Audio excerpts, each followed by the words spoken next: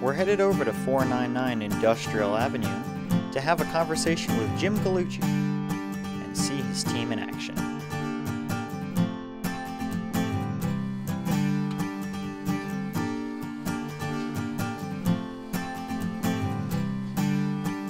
The impetus for this story was the 9/11 statue with real metal from Ground Zero, installed at the intersection of Elm and MLK in downtown Greensboro.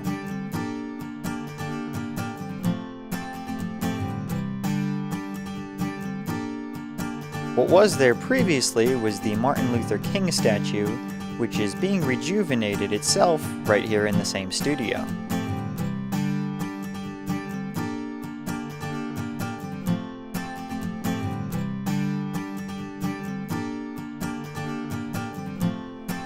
The interesting thing about this studio is you can't miss it. It is very much pouring out into the field here in the landscape. It's actually astounding to think how much we are surrounded by this work and how much of this work alone is in Greensboro.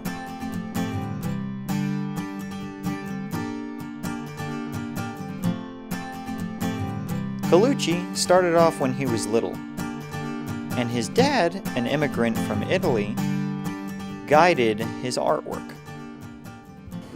The real story is I discovered sculpture when I was in college, my first semester in college, and I came home and I was trying to blacksmith tools to do stone carving with, and my dad came home from work. He was working at Kodak. And he said, what are you trying to do? And I showed him pictures in the book of what I was trying to do. He goes, oh, you're doing it all wrong. He picked up a piece of steel and hammered it out. And I just kind of sat there in awe because I said, oh my God, I've been trying to do this for 2 hours and you just did it in 2 minutes. Where'd you learn how to do that? He said, well, in the old country, back in Italy, he started his apprenticeship when he was 9 years old. And he was 13 when he immigrated to this country. He was already a journeyman blacksmith. In fact, here's one of his hammers that I always keep around that reminds me of how he did things and some of the first things that he did. So anyways, I later found out that this was his hammer and that he had made the hammer. So anyways, all said and done, little did I realize, the projects I used to do with my dad in the garage and stuff, I was probably making sculpture and didn't realize, I was hammering and assembling and building, but it was great going to college and finding out that there's actually a name for it. There's an interesting juxtaposition between Jim Gallucci's father and himself in the way they learn their craft. Well, I think as a child, a good parent is always watching, and I know we did with our children, and you will see where the directions they want to go in, that they're almost natural for, and in Europe, and it still works this way. At 9 years old, they start to see a direction that a child has a tendency to go in, whether it's a trade or academics, whether it's finance, or whether it's just labor. I don't know, but in this country we give everybody an education, which we all need an education. We know how to read and write. We need to know how to express ourselves. We need to know how to do math. But then again, so it happened to me a little later in life. So what? But that's just as good. Jim says every artist needs a little acre of heaven to do their work. Well, the studio, originally, we used to be on East Washington Street. We had a little back area in the garage. Well, oh gosh, off of East Washington Street there, and we started in like 900 square feet, but it was my 900 square feet. That was my first studio in Greensboro. I was teaching at UNCG at the time, but in '84, I really was looking for my own space where I could work. And I think that's real important for any artist, is to have a space to work. No matter what the size is, it's really your little, acre of heaven that you get to create and think and try and do and all that kind of stuff. So that was over on East Washington Street, and that was one of those. 2 years later, we got a little bit more space, and 4 years later, we got a little more space, and then 10 years later, we got a little more space, and then we were there about 21 years, and that's when we decided it was time to expand, and we built this shop. So, and you can see it's being used quite a bit. We have 7 employees, and we keep everybody busy. That's the whole idea. Is there any wonder it's in Industrial Avenue? Was that by design, or was that just? It just happened. We were looking for property, and this was empty. And the size and scale that we do, we really have to go in an industrial area. I can't do it in a garage behind my house. Okay, which I hate to say this. This is sort of a stereotype that we have of artists, that they're kind of doing it in their backyard, and there are artists that work that way, and don't get me wrong, there's nothing wrong with that, but we're on a little different scale. I mean, we're really working, with big stuff and big, big objects, heavy objects, and we're in production. So yeah. So. Right now, the studio is working on a large-scale gate with what appears to be lots of intricate detail. The big gate? Yeah, we're doing a gate for, it's a couple in High Point. They wanted a driveway gate.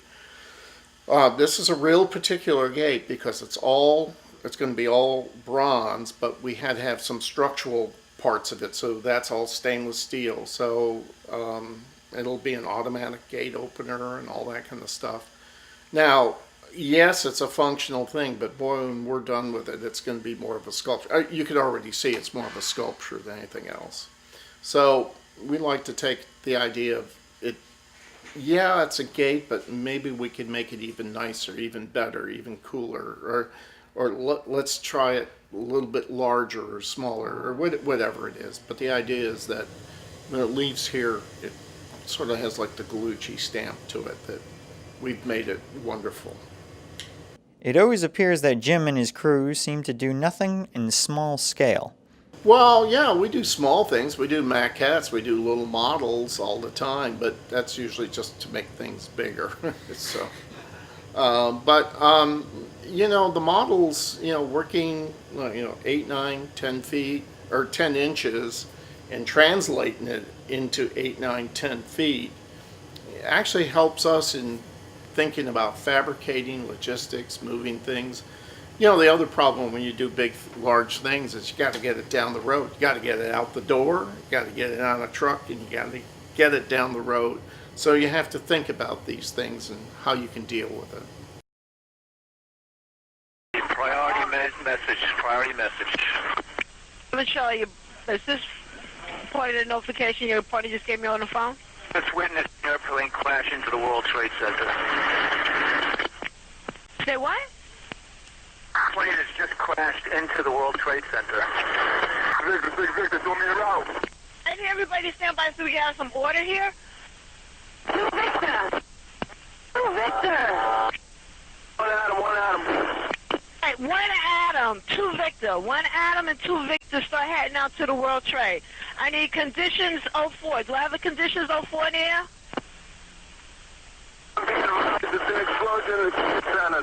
Please. Conditions 04, 1 Adam. We just had a plane crash into Level 4 of the World Trade Center, transmit a second alarm, and start relocating companies into the area. Well, way back in 2001, when 9/11 happened, we were all pretty well stunned, as far like the rest of the country, of the tragedy that happened up there and watching it unfold in front of us. And I think really, like everyone in the country, it was like, what can I do? What can we do? And usually what you do best is what you can do. And we knew we could make some great art and express about that day where we had great sorrow, great tragedy, but great hope and great giving. I mean, we saw people just, first responders giving of their lives. Then we had the people in there, deconstructing. Then we had people just dealing with New York and all the problems. And then we had people just giving things. And it was a great moment in our history. And I really wanted to capture that. And that's when we found out. We made a connection up in New Jersey where the steel was being scrapped, and we went up to Metals Management Northwest, and we brokered a deal with them to get 16 tons of World Trade Center steel. We are under obligation as a steward of the steel that we can't make money off it. We can get our expenses, but we cannot profit in any way. You can break even. We could break even, and I'll tell you right now, we haven't broken even. It's been a labor of love. So, but that's okay, and you could really see. We still have more steel. We're looking for homes for the rest of those, and we have some ideas for that too. So, we want this to be one of those positive things from a very negative thing that happened. And it's a great piece. It looks like it's a huge undertaking to try and put together. Oh my gosh, yeah. We've moved the, let's see, I think it was 8 or 10 times. That means we put it up and took it down 8 times. That's 16 times with cranes, 16 times assembling, 16 times disassembling. And those pieces are big and heavy and really dangerous, and I mean, my heart's in my in my mouth the whole time, just worried about wind and people and safety and assembling and bolts fitting up and hoping everything fits together, kind of thing. Well, you hit on one of the points that I was thinking about as I was looking at it. How do you ensure that it's going to stay there through, we got major storms and stuff? Oh, right. Well, we had it engineered for this site. It's a 10-inch slab with all kinds of rebar in it, and it's designed for, I believe, our engineer said 90-mile-an-hour winds, so we should be okay. It'll probably take 100, even 120-mile-an-hour wind, but it's going to be okay. And tell me about the strategic placement event right in downtown. Right. Right where the MLK was. Well, that's right. Where Martin Luther King and Elm come together, there was that little plot of land, and we really were searching all over the city. And then we had suggestions from DGI that they would really love to have it in that location. And they were also talking about moving Martin Luther King to another location closer to the neighborhood where it originally was, the old old Ashboro neighborhood. So we negotiated kind of a deal with the whole thing that I said, well, let's take care of Martin Luther King too. And I contacted Wilbur and I said, this is our chance to get it cast in bronze, because up until then it was just a concrete reproduction, and it was not holding up the way it should. So Wilbur said, yeah, let's do it. So he's been coming down to the studio and detailing it, getting all the little stuff done. So we're going to make a master mold of it, and we'll take it down to Carolina Bronze, and they'll cast it in bronze. And then we're moving the base, the original base, and the new bronze. It'll be over on the corner of Bragg and Martin Luther King, all part of the Greenway Trail or walkway that's going around the city, and by the way, which is a whole series of sculptures as you go around on this. So actually it's going to be in a more prominent sculpture, if you want to call it a sculpture showing area. And we got a few more things that are happening to it. We got lighting coming in, and we're going to have some nice landscaping that'll happen with it. And we're even talking about some background screen to really set it off.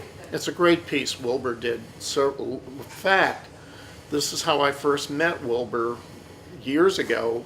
The piece was being moved, and he needed some help with it, and that's how I met Wilbur, and we talked about, you know, possibilities. So here it is 20 years later, we're finally casting it in bronze. How's that? But we're getting it done. Wilbur Lee Mapp is conducting the rejuvenation of the Martin Luther King Jr. statue. Mapp himself constructed the original monument, dedicated in 1994. During the 1950s, he attended A&T State University, where he played offensive center and defensive linebacker for the Aggies. He says that A&T was really a college back then, and he feels that the professors were closer to the students. Some of his professors indicated that he had a very natural talent for sculpting, something Wilbur had taken an interest in when he attended Stevens Lee High School.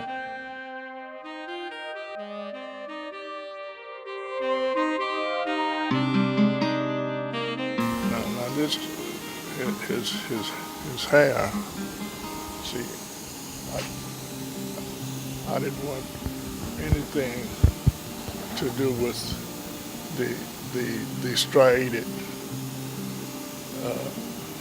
hair. See, I use this with a special maul and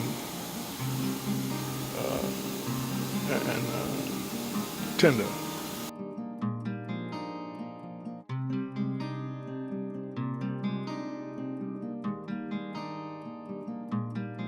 I was saying, I received a lot of information about him from Jesse Jackson. Yes, to see, you know, Jesse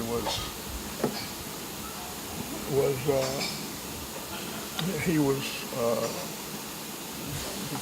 very close to Martin, you know.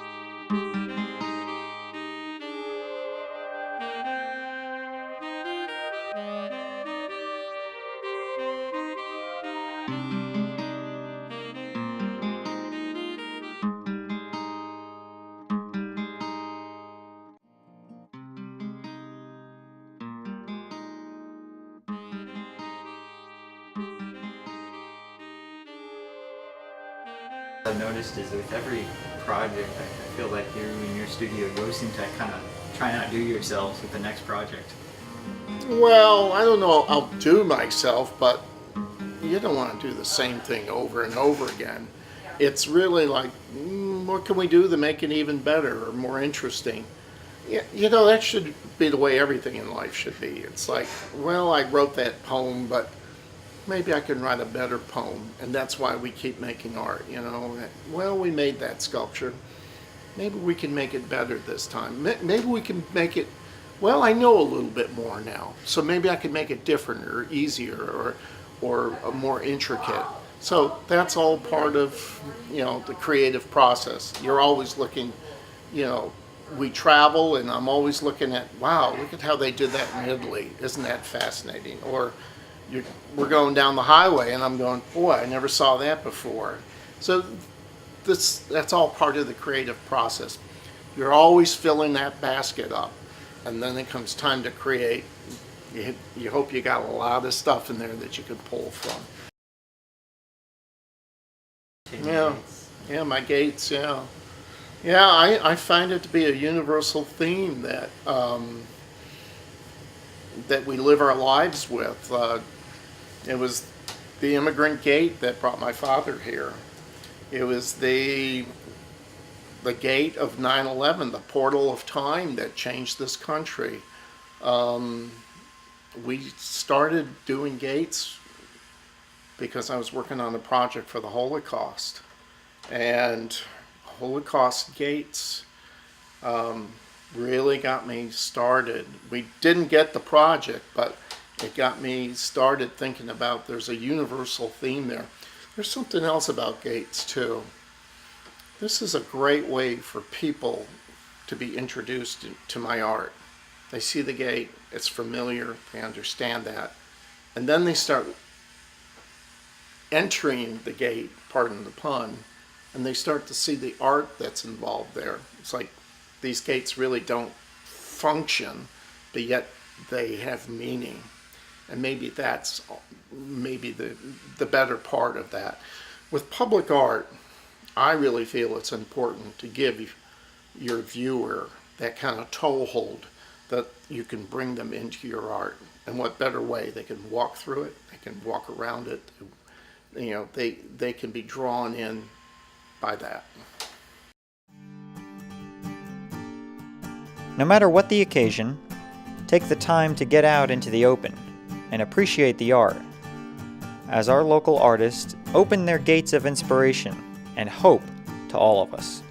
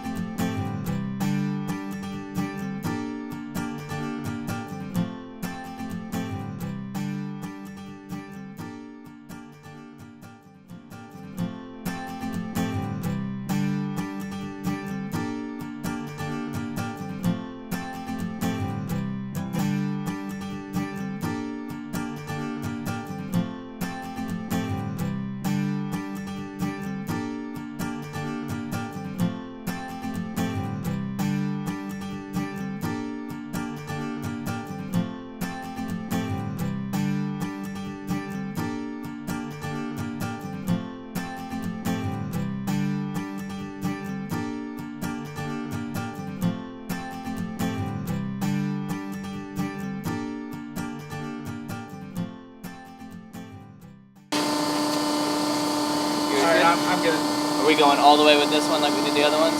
Or a little There bit was less? quite a bit. I think we had quite a bit of we needed to go. Okay. I'll let it go down then. Ready?